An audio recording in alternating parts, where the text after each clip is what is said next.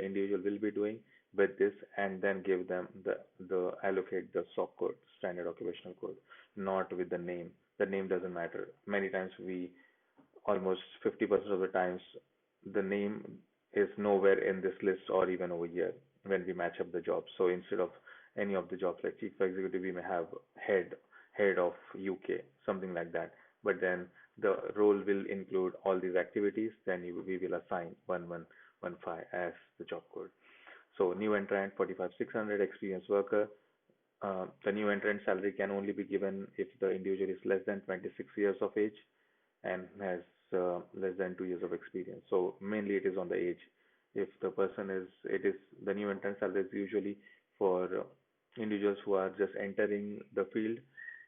It may not apply under this category, but yeah, under many other categories, there are students in the UK study and they join the workforce straight away. So for them, the new entrant salary can be used. And the age for the new entrant salary is a maximum 26 years or under. The age has to be less than 26. Yeah. So that is the job titles and occupation classification, where the job sits on the hierarchy.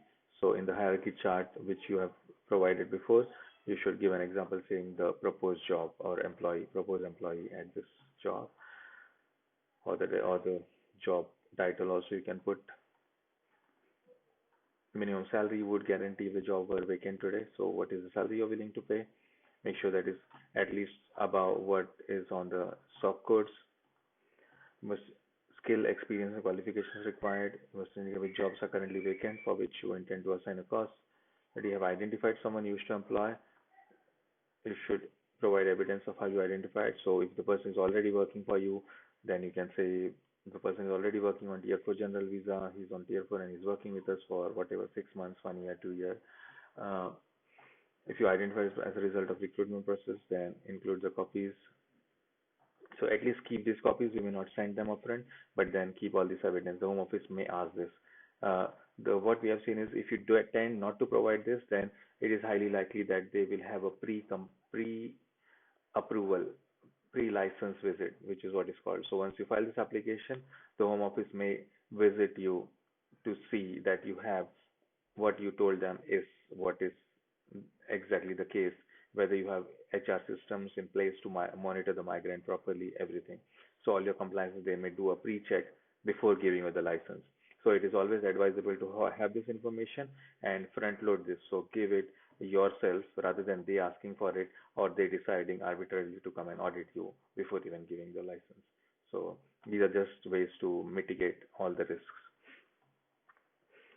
So identified by recruitment, give them whatever copies if you put in advertisements, website, even on your website, and etc. Details of applicants, why they were not suitable for the job, whether the person is already working for you.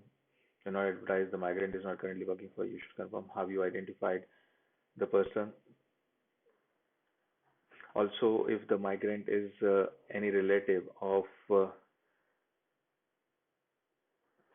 relatives can also be hired. There is nothing wrong. But then the first point the Home Office will think is you're trying to circumvent the immigration rules and try to get that person just on this visa category. So in order to avoid that, you should always the certificate of sponsorship, once this application is approved, certificate of sponsorship should be assigned by someone else other than the relative.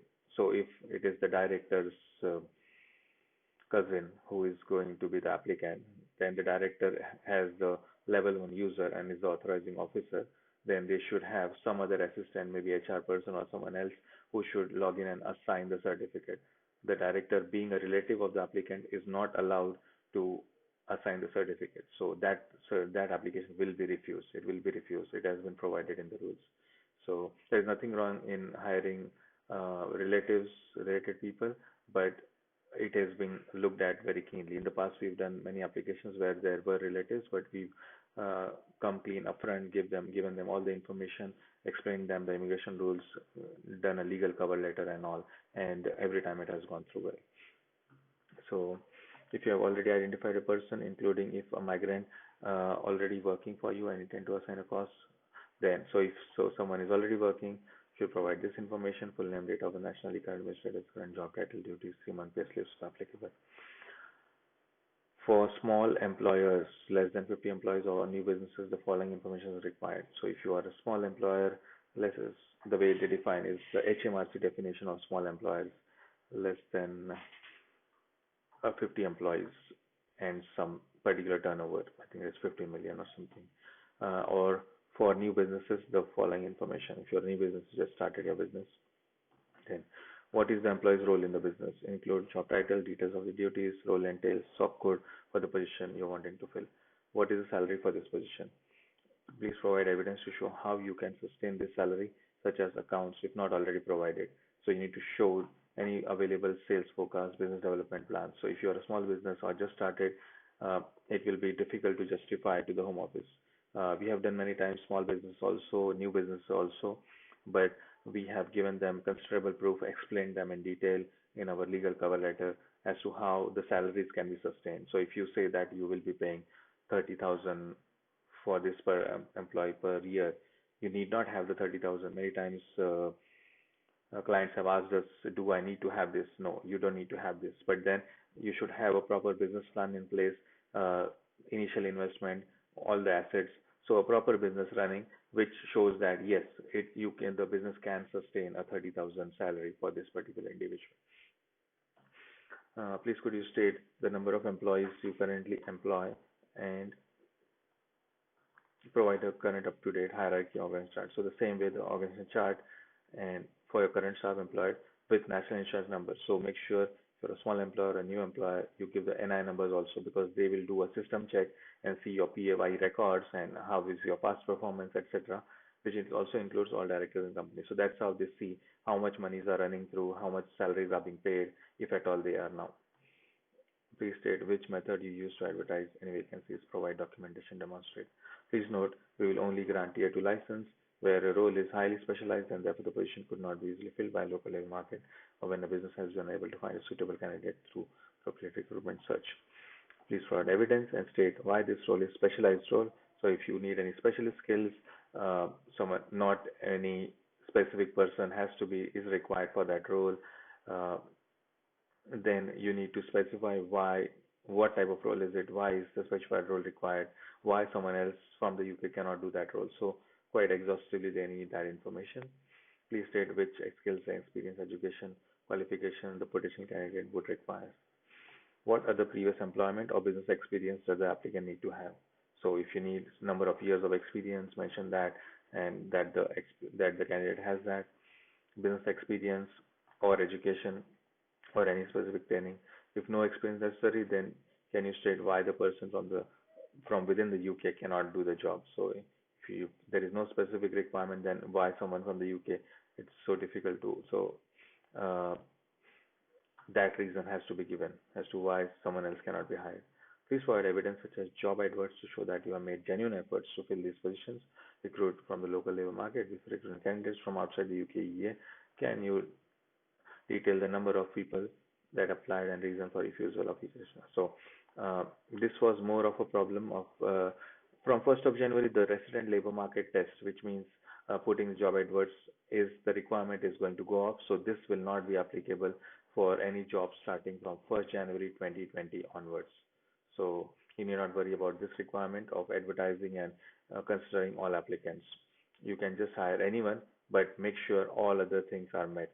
So except the job advertisement requirement. So can you detail the number of people that applied and reasons for refusal on each resident worker? So basically the last three, please provide any current or proposed contracts for migrant workers. If you have any contracts that you'll be giving, preferably do provide that. So these two won't apply. The third from the last and the second last. So you don't need to do a resident labor market test. Certifying documents, this was more relevant before COVID-19 crisis when we were required to send physical documents. So either we would send original documents, the original letter from HMRC or anything like that, or original lease agreement, or make a full copy of that document and get it certified by one of these authorities. So these are the requirements. The person certifying them must be either the issuing authority. So let's say HMRC has issued it, then HMRC certified. If any insurance company has issued liability insurance, any other document, then they can certify it themselves. So the issuing authority, barrister, solicitor, notary, chartered accountant for certification of financial documents only. Chartered accountant can only certify financial documents. The person must not be related to you, living at the same address in a personal relationship with you. So they are referring to the authorizing officer or the head of the company or the director. The certifier must confirm a copy of the document by writing certified to be a true copy of the original seen by me. On they should write this on the document copy, uh, sign it, date it, print, write their name under the signature, sign, name, adding their occupation, address, and telephone number. Telephone number is very important. So this is what we see usually. Many of them don't do. This wasn't standard practice before for barristers and solicitors also in the past. But for certification for a sponsor license, yes, you need a telephone number. You can write it in pen, even if the other things are a stamp. You can write telephone number and then put the telephone number. If a document has more than one page, you will accept the document if the pages are bound together, and the certification statement must include the number of pages the document contains. If a certifies details, so for example, if a document has 50 pages and say a lease agreement and they are bound together, then the certificate must state that I am certifying pages 1 to 50, and they should be bound, stapled, and bound together. Include the number of pages document. It should say, I certify 50 pages of this document. Certified details cannot be verified, document will be rejected. Printouts of PDF files or copies of an original document must be certified in line with the guidelines. The certifier must confirm they have seen the original email. This applies in case when documents like insurance policies and all, liability insurance, public liability, etc., they are sent by emails nowadays. So if this particular whoever is certifying the document, that is a solicitor, notary, they should have seen the email. So you may have to show that email to that individual, and then that the certifier he or she has to confirm that they have seen the original email. So they have to see the email, and then they can certify that email also and the document. So that's it. So these are all the requirements to apply for a Tier 2 sponsor license to hire migrant employees, and you want to hire migrants from anywhere else in the world. This will also apply to European nationals for the work start date starting from 1st of January 2020 onwards. So you can download this list here, and if you want a consultation about your specific situation, you can just read the details. You can book the consultation here, and if we can arrange a video call or an audio call with you and answer all your questions. It's a no obligation consultation. You may file it yourself. You may not instruct us. If you decide, you can also instruct us. We'll tell you all the details during the call. We'll answer all your questions. Thank you very much.